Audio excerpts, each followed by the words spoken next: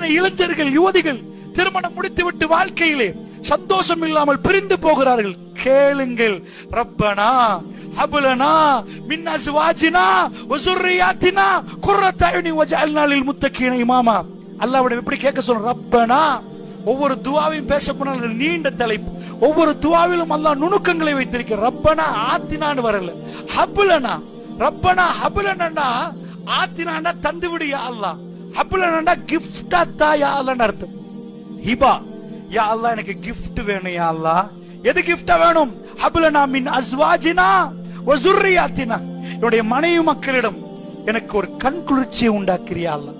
அவர்களை பார்க்கிற நேரம் அவரிடம் ஒரு பெரும் அமைதி எனக்கு தந்துறியா அல்லாஹ். ஒரு விருப்பத்தை தந்து விடியா அல்லாஹ்.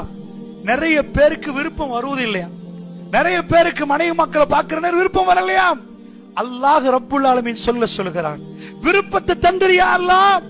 எனக்கு வீட்டுக்குள்ள அந்த முத்தகீன்களுக்கு தலைவனாக்கி விடியா அல்லாஹ். நான் வீட்டுக்குள்ள போற நேரம் அந்த முத்தகீன்களுக்கு என்னை தலைவனாக்கி விடியா அல்லாஹ். சில மாப்பிளமார்கள் பொண்டாட்டி சொல்றது எல்லாத்துக்கும் தலையாட்டுறாங்க. வீட்டுல தலைவர் மாப்பிள, அந்த தலைமை அல்லாஹ்விடம் கேளுங்க, அல்லாஹ் தருவார். அடிச்சு உதைச்சு மிதிச்சு தலைமை எடுக்க தேவையில்லை.